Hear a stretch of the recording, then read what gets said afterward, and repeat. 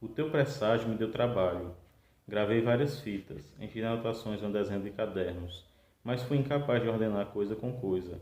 Confesso que as tentativas foram inúmeras e todas exaustivas, mas ao final de cada passagem, de cada depoimento, tudo se embaralhava em desconexas constelações de episódios, rumores de todos os cantos, fatos medíocres, datas e dados em abundância. Quando consegui organizar os episódios em desordem ou encadear vozes, então surgiu uma lacuna onde habitava o esquecimento e a hesitação, um espaço morto que minava a sequência de ideias. E isso me alijava do ofício necessário e talvez imperativo, que é o de ordenar o relato, para não deixá-lo suspenso, à deriva, modulado pelo acaso. Pensava, ao olhar para a imensidão do rio que traga a floresta, num navegante perdido em seus meandros, remando em busca de um afluente que o conduzisse ao leito maior, ou ao vislumbre de algum porto. Senti-me como esse remador, sempre em movimento, mas perdido no movimento, agrilhoado pela tenacidade de querer escapar, movimento que conduz a outras águas ainda mais confusas, correndo por rumos incertos.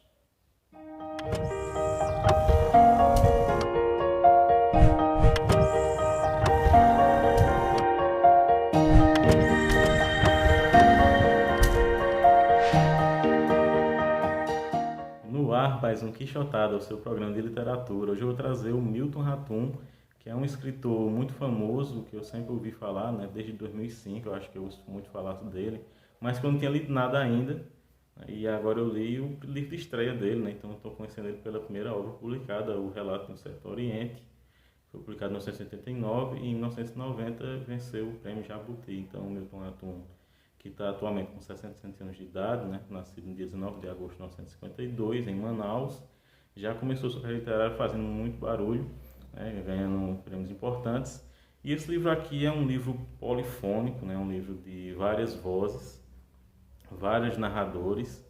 Ele fala sobre uma família em decadência, né? Uma família que veio para o Brasil no início da Belle Époque, tá? De Manaus, riqueza crescente, né? O ciclo da borracha, e vai aos poucos entrando em decadência juntamente com a cidade de Manaus, né? Interessante como se confundem a questão dessa família com a sua cidade, né? A cidade de Manaus, uma família que está dispersa no mundo, é uma família de imigrantes libaneses. A mãe, Emily, é uma católica libanesa e casou-se com um muçulmano. Em alguns momentos do livro a gente vai ver esse conflito também, né, entre as religiões, o islamismo e o catolicismo.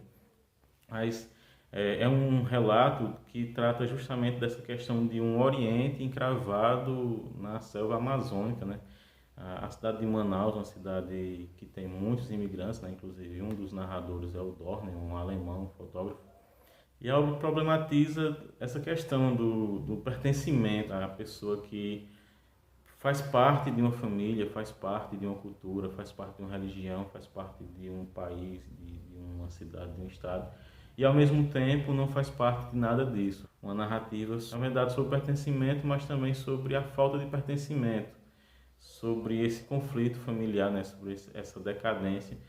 É um livro que me lembrou muito o Lavoura Arcaica, do Radu Nassar, que também é filho de imigrantes, né, orientais. E enquanto que Lavoura Arcaica traz essa questão do patriarcado, né, muito a visão em relação ao patriarca da família, já aqui não, a personagem principal, né, aquela que se busca conhecer a história, né, embora a gente não conheça de fato, é a Emily, a matriarca, né, dessa família. E é muito interessante a forma como ele vai trazendo esse relato. Primeiramente, é difícil de classificar esse romance porque eu não sei se dá para dizer que é um romance epistolar, porque ele todo é uma carta só. É uma carta de uma mulher que volta do Sudeste, né, para Manaus à procura de Emily, uma mulher que a adotou na sua infância, mas ao chegar a Emily já está em vias de morrer, né, ela não pode mais dar o último abraço dela.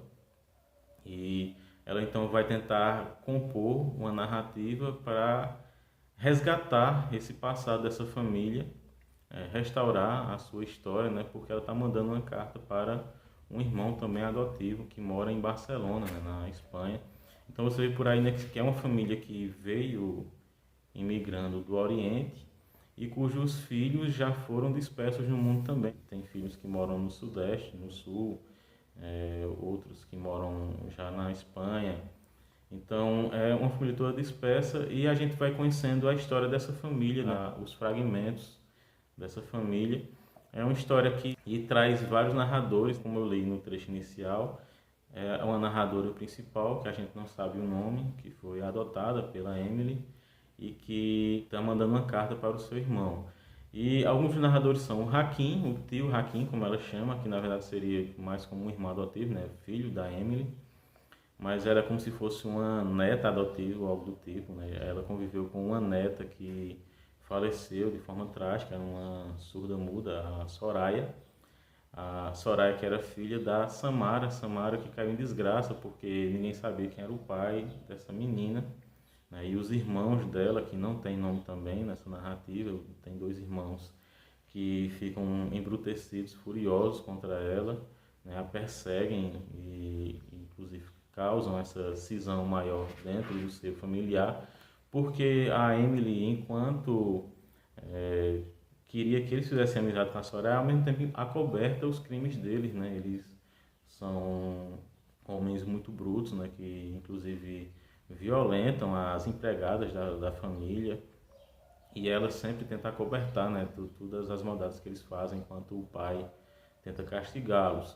Então a gente vai ver todos esses conflitos familiares, mas essa história também é uma história em que Manaus é uma grande personagem, como eu já falei, porque Manaus, que está no estado que faz fronteira com 3 outros estados, né, e é uma fronteira que é apenas imaginária, né, já que a grande fronteira é o rio, né, a floresta, e você não sabe onde acaba o rio, onde acaba a floresta, é tudo muito imenso, né, na natureza desse local. Mas essa Manaus que tem todos esses habitantes, né? Outra narradora também é a Indié, amiga da Emily, que vai narrar os seus últimos momentos, né, para essa narradora principal, que é quem costura os relatos, mas ela costura de forma que ela está contando como se você já conhecesse a história, na verdade, né? Então o leitor tem que estar ciente de que esse livro aqui exige um compromisso de leitura, né? Um compromisso com o escritor, com a narradora, porque é como se ela estivesse escrevendo uma carta para o seu irmão e você automaticamente é o irmão dela. É aquele que recebeu essa carta que a está lendo. Então você tem que saber que você deveria ter um certo conhecimento dessa família, uma certa intimidade com ela, para compreender melhor. Então não é um livro que vai estar tudo lançado de forma muito clara e você vai entender do início ao fim o que é que está se passando. Pelo contrário, ele exige muito esforço intelectual para que você compreenda, né, para que você pegue o fio da meada do que ela está narrando. Mas o importante é que você saiba que a história principal é a história da Emily, a matriarca dessa família, a tragédia que ela viveu na juventude, que foi a morte do irmão dela, o Emir, que suicidou-se, né? Existe uma cena em que ela, depois que os pais já emigraram, né, que eles ficaram lá no Líbano, ela entra para um convento e ele vai para esse convento e ameaça suicidar-se se ela não sair de lá. Então ela sai com ele, mas alguns anos depois ele acaba realmente cometendo suicídio por outro motivo, que eu não vou revelar para que vocês, fazendo a leitura, vão descobrindo também aos poucos essa história. Mas existe essa tragédia familiar, né, que é a tragédia da morte do Emir, né, afogado no Rio Negro, que o fotógrafo Donner, alemão, vai narrar também para o tio Hakim e o tio Hakim vai narrar para a narradora. Então, são várias narrativas, gente, narrativas, o que lembra muito também a questão da história das Mil e Uma Noites, essas narrativas orais, né, a gente vai pegando também do Oriente e que inspiram essa obra aqui. Então, a gente vai pegar esse fio da meada e vai compreender que essa família entrou em decadência, né, por causa dessas tragédias também que aconteceram, né, a morte da Soraya também, mas principalmente por atitudes da própria família, por desavenças, por rusgas, por brigas dentro do seio familiar. E é uma decadência que se mistura também com a decadência da cidade de Manaus. Tem um trecho aqui que eu vou ler para vocês que eu achei muito interessante a respeito disso, que fala sobre o coveiro Adamor Piedade. Isso no enterro da Emily, né? Ele vai falar sobre os tempos áureos de Manaus. Ele vai dizer o seguinte: reconheceu-me logo, pois no dia anterior acenara para mim de longe. Alguém lhe havia dito que eu era a prima de Soraya Ângela, a criança que chorou a morte da outra criança. Conversamos um pouco à sombra fresca das mangueiras. onde cataste manguitas na terra e brincaste de escalonar os volumes brancos que querem eternizar o que já é pó. Adamor falou um pouco de sua vida, toda ela dedicada a escavar a terra para abrigar os mortos. Citou os mortos ilustres da cidade e os pés rapados, enterrados ao léu, sem querubins ou cantos celestiais, nenhuma ilusão de vida futura.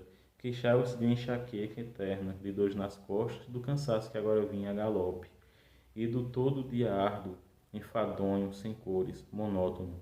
O que pensava da morte este homem que já enterrara milhares de mortos? Falou que a cidade crescera muito nos últimos anos, pois trabalhava que nem um cão. Naquela época, recordou, a morte não era tão comum, não era um nada. Um enterro era acontecimento distinto. Alguém nascia com festas, alguém fechava os olhos e tudo passava a ser cerimonioso, com elegância. Minha companhia é essa imensidão de mármore e pedra entre árvores, e os vivos que aparecem não falam, choram. Me acostumei com essa vida cercada de vizinhos silenciosos.